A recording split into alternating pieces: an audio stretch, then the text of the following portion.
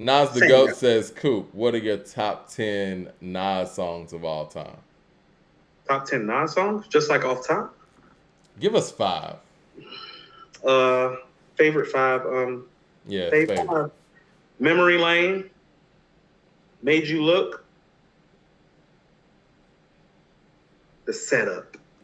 I didn't think you were going to say Memory Lane. I love Memory Lane. Memory Lane is what made me a fan. Mm. Memory Lane was the song I was like, oh no, no, no, this motherfucker the best. Um, Um, Go ahead. The World Is Yours is my theme song, so I'd probably be hard pressed to do a top five without putting my actual fucking theme music in there. So Yeah. Memory Lane, The World Is Yours, Made You Look, The Setup. Um, that's hard. I would Death Row East. No, I'm joking. no. It's not that high. I would actually tell you that I was really, and this is probably why I might feel the way about it.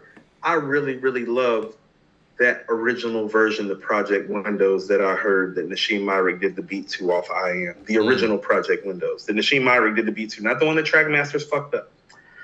You know, one of my favorite Nas songs, though, that, it never gets talked about, and I guess it shouldn't. Queen's, I think it was Queen's Niggas or Queen's Finest that was on that DJ Yeah, Clue Queen's Professional. Finest. I love that record. Actually, no. I Slick gotta Rick take the last Chains, one back. ill nigga. Get I got brains the fucking hill figure. Nah. I gotta take the last one back. This is what I'm saying is like The World Is Yours is my theme music, but there's a song that I play every day on my birthday. I make sure it's the first song that I play on my birthday every year. And it's Taken in Blood. Okay, I figured that's where you were gonna go. Well, that's my motto, actually. The start to that song is actually what my like The World Is Yours is my motto as a song, but the start to Take It in Blood is my motto as a person. I never brag how real I keep it because it's the best secret. That's my favorite fucking shit ever.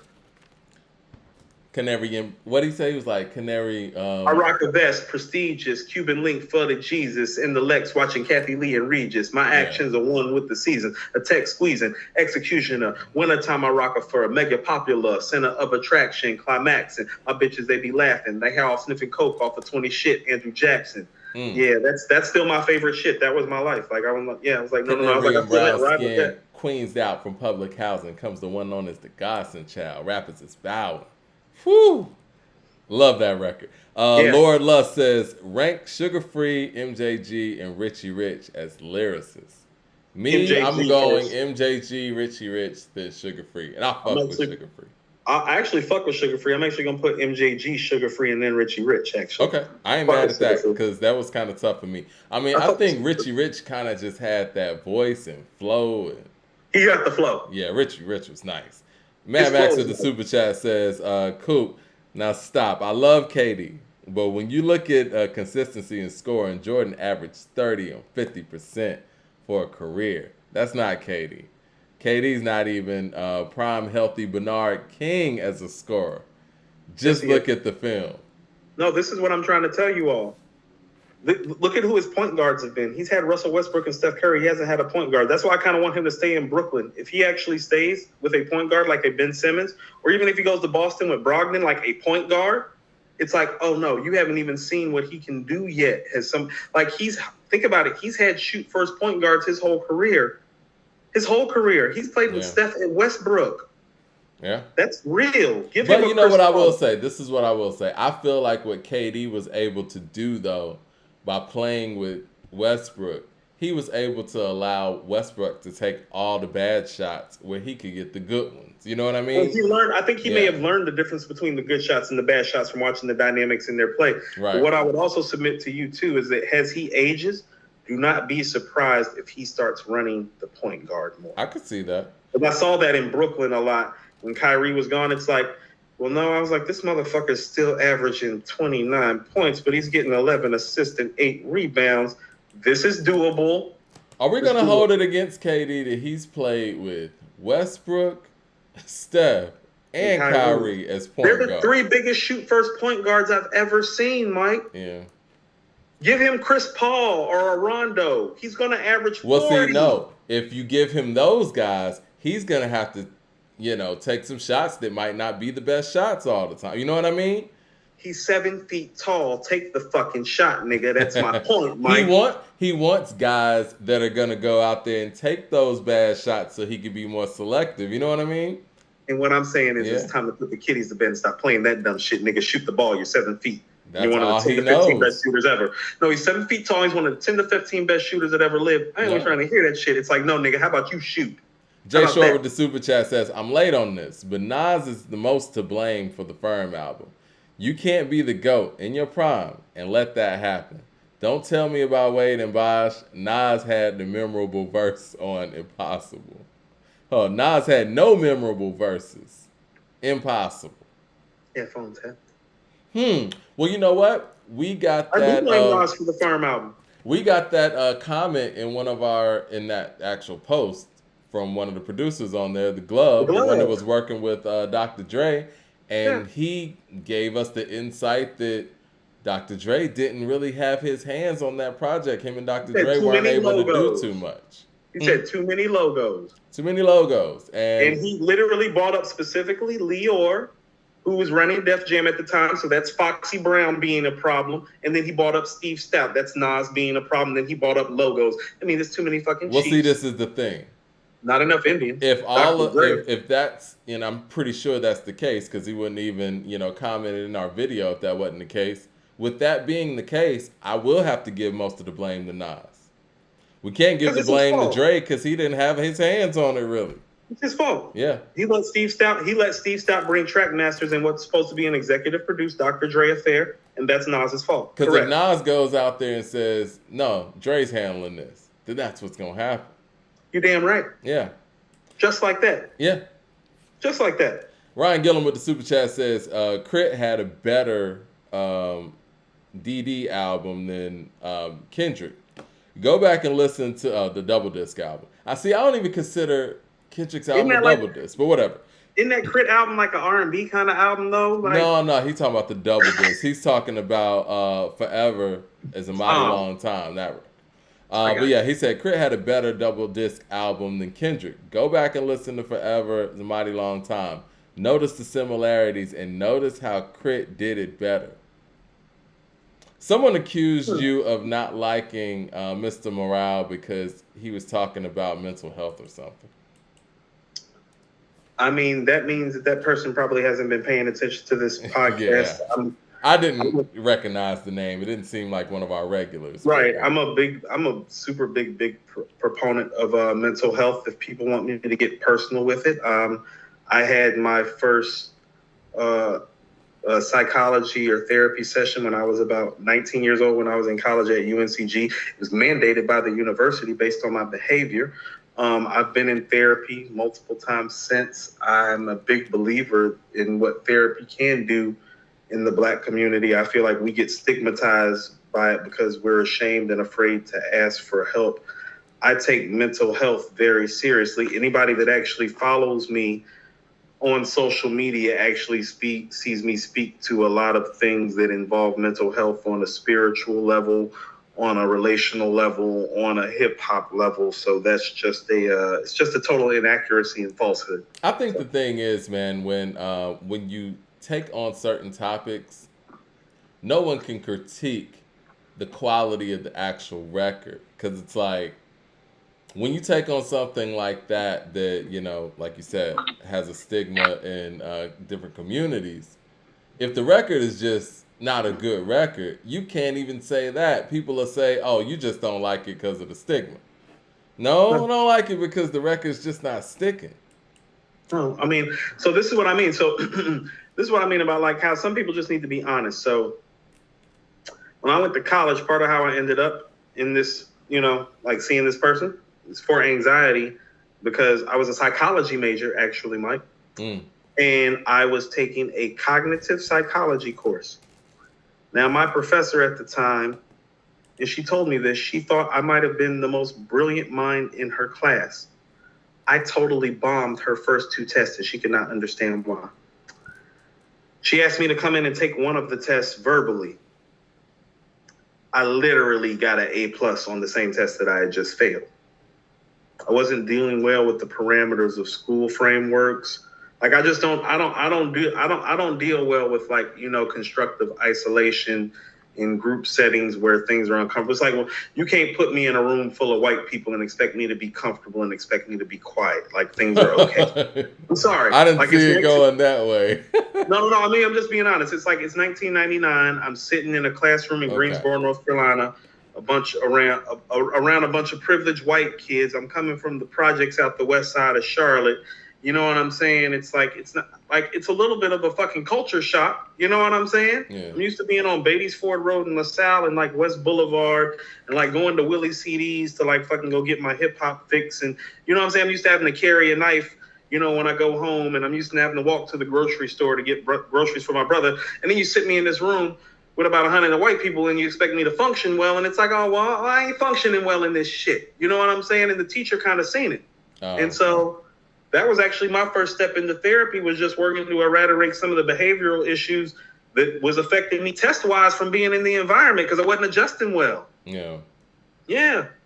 Eric Terrell, man, thanks for sharing that too, by the way. Eric Terrell with the super chat says, AZ or Nas on Life's a Bitch? I think AZ got him. I love both verses, but I think that AZ had an all-time epic verse, and Nas just had another incredible verse. I think the other thing about AZ on Illmatic is the fact that we got numb to the fact that Nas was just perfect on Illmatic. So when you hear one different voice on there doing some incredible shit, it's gonna stand out.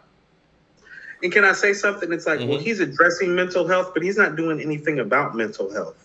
That's why that's part of the issue that I raised. It's like, no, it's great writing. Like, you're addressing it. You're not doing anything about it. What is he doing to piggyback up off of it from these shows? Or is he doing any ad campaigns? Is he going into black communities and talking about these mental health issues that he's talking about on this album? It's all rhetoric, Mike. I mean, it's the same equivalent to as when all this happened to me. They put me on medication for the first time. And actually, it's the medication that actually led me to smoking weed. Because it's like, oh, well, if you're just going to try to numb me out for a few hours, I'd rather just smoke some weed than take some fucking medication. So I did medication for about 6 months. And by the time my ass was down in Atlanta, I was smoking for medicinal purposes because I refused to take the fucking medication. It's like, what is he providing to the community with this rhetoric? Is he providing any sort of medicinal purposes? Is he providing any sort of piggyback? Is he providing any sort of angles or outlets? Is he providing any sort of treatment facilities that are going to help those who are coming from these inner city angst situations with mental health issues? No, he is not. It is all smoke, mirrors. It is straight talk. This is from somebody who's 40 years old that's had mental health issues since they can fucking remember. I know a fraud when I see one. Well, you know what's interesting, though? When you got such an introspective album like this, you would think that this would be the time. It's not that introspective. Well, I mean, you know what I mean, where he's digging into topics that he hadn't been digging in before. You would think this would be the time to actually do interviews. You know what I mean? Like, this would be a great album to do interviews on, to actually expound upon some of these, some of his writings. You know what I'm saying? Like, He's not prepared to discuss these things. How about this? He's not prepared to explore the discourse of his lust and infidelity issues live, since he likes to talk about them. He's not really ready to talk about them. It's like, yeah, you talk about cheating on her and you really talk about the why, but you really don't delve into it. No. Come on Front Street and really talk about it, since you like addressing these serious issues so much and then staying the fuck away. Michael Williams with the super chat says, what do you think is the best flow ever? Rhyme scheme. I think Big's verse on Notorious Thugs. You know what? I personally think on that song, specifically, Crazy had the best flow on there. I was thinking Twister on Pope Pimp, actually. Jeez. You know, I think I was listening to... Had you heard something like that before you heard Twist on Pope Pimp? Had you heard somebody flow like that with that rhyme scheme and pattern and put it together? Because he was going fast, but he was also chopping it up at certain points and slowing it down and then speeding back up and breaking it like he was, you know? I think that's one of the greatest verses ever, in my personal opinion. Like, as far as, like, the timing of it, how he showed up on it, and we didn't expect anything like that. Yeah. Crazy Bones flow. I think I don't know what I was listening to, but I think it was 1999 because that just, you know, celebrated anniversary. I want to say it might have been his verse on Down 71. One of those records, man. Like, his flow was just beautiful, man. Yeah, most perfect. No, I think it was the intro because we were just talking about the intro, Execution Double Nine stuff. Execution Double Nine When he style. came in, it's like, man, the nigga just his flow is incredible. I'm sorry, I love Big. I don't even think that's one of Big's best flows.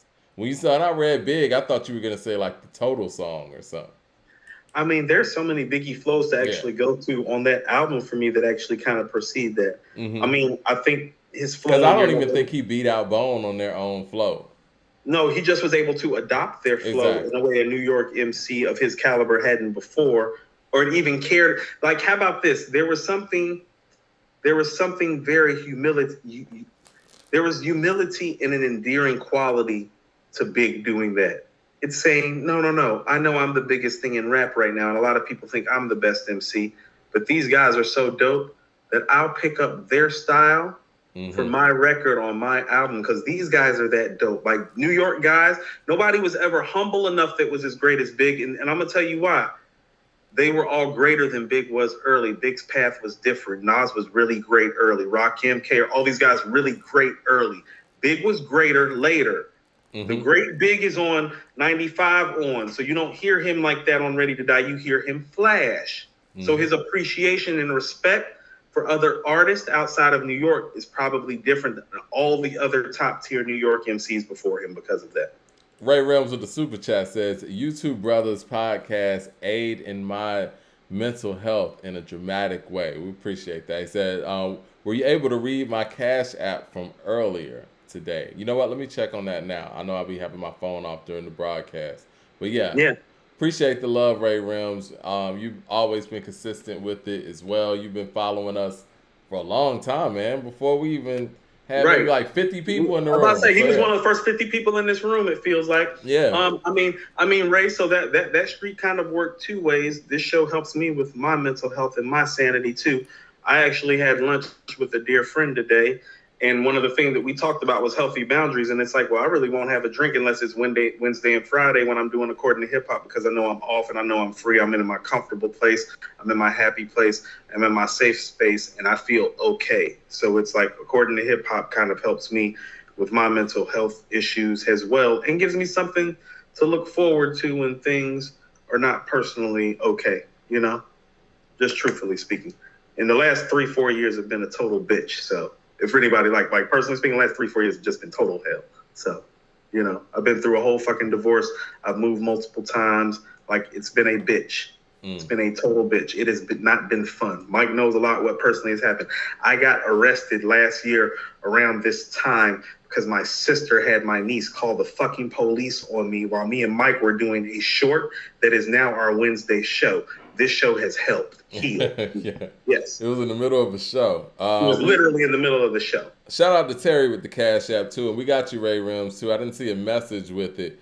But I think he said, you know what? I did see a message. He said, for Wednesday's show, check out my messages. Okay. Well, where are those might be emails. All right. And Terry did a Cash App as well. He says, for Coop, Puffy is the fraud, not Kendrick. Max Puff is who we thought he was. No, Puff is who we thought he was, and Kendrick is not who y'all say that he is. That's all that I'm saying. And it's okay. Like, y'all think that I'm giving him a hard time. It's not that I'm giving him a hard time. Y'all just giving him too much rope, and I'm just going to have to keep on pointing it out. And if he would like to step out in public and point out otherwise, he is more than welcome to, but he has not. We need a Kendrick interview, and not with us specifically, because obviously he's going to go to the bigs. But like a Breakfast Club, a Hot 97 or whatever. Questions, though. Yeah. Are they going to ask him any real questions? They're not. They're going to give him the patty cake questions. Right. Yeah. Mad Max with the super chat says, MM is just bad sonically. We cry together. I was talking about Mr. Morale. He said it's just bad sonically. Cry Together is bad music. It was great for the first listen, but it's whack. So when Mr. Morale, it's an agenda album with bad sonics and cringe writing. I'm gonna be honest, man. I haven't really listened to those songs, the ones that we were kind of thrown off by, in a good way. The first listen, I don't go back to those. I go back to the songs that sound like songs, like N95, Silent Hill. Those records, not the records that I don't want to say sound like poetry projects, but hey. They're just not great hip-hop records. Why can't we just be honest? Like, why can't we just be honest about it? It's like they're not great hip-hop records, because if they were great hip-hop records, you know what we do when there's a... How about this? This is what the album is not. Remember think about how we've been talking about 3 songs off Black Thought's album that we have not heard yet. That's how you know when somebody's making some great hip-hop. Because you and me are sitting up here like, I'm like, Mike, I think Aquamarine might be Song of the Year. You're like, you got a point. Like, I'm like, but Aquamarine ain't that much better than No Gold Teeth, Mike. You're like, got another point there with that. It's like Mike, the Because joint with Joey's like fire too. That's the 3rd best joint. Like, is Kendrick? Why are we talking about Kendrick joint like that? Because it's not like that. Why can't we just be honest and say it? Why does it have to be because it's Kendrick? We have to give him extra points. We ain't never gave no nigga extra points before. Because Mike, people are fans, Coop. They're fans of the people and not the music. Right. When Rakim came back in 97, I don't remember anybody giving him extra points for the 18th letter like this. It's like, no, Nas and Jay are better. It was like, yeah, in the story. Nobody wants to admit the drop-off. And obviously with the super chat that came in earlier when they tried to get me for the Beyonce thing, I don't know if people in our chat just are trolling or whatever, but it don't seem like people is really feeling the album like that. But people don't, but because it's certain individuals that we believe so much in, we don't want to face the fact that we're not going to get that anymore. I had to face that fact with Outkast early. Like, I knew it was over. And it's cool. Just remember the times that you had. Even when Michael came with Invincible, I'm like, it's over. I think I start feeling that realization around History. It's over. I felt that way around History. Yeah. I was late on the Outkast thing. You know, why can't we just appreciate what he's already done too? Yeah. It's like, you know what I mean? It's like, no, he's done some incredible shit. No, there's nothing wrong with the catalog that he's already amassed up to this point, even if this one's not hitting like that. And then it also begs the thing too. It's just like, well, damn, are y'all gonna let this dude fail? Because Jay has made subpar albums. Nas, Rakim, it's part of the game. West, G-Rap, Kane, LL, but the Ice thing Cube, is, cool. Ray, Ghost, all these guys have made subpar albums. It's like, if he makes a subpar, it's like, no, he can't make a subpar album. He's our savior. It's like, he just said he didn't want to be your savior, nigga. This shit's subpar. The problem is, Coop, he gave them a 6-year break, and they don't want to face the realization that he gave you nothing, man. I mean, if this album would have dropped 2 years after Damn or something, people might be a little bit more honest about it. They're not being honest about this record. Nobody's running around playing this stuff. No. Like, think about this. It's like, when you got the Post, like, I ain't never seen something just, no. Where's it playing at? Who talking about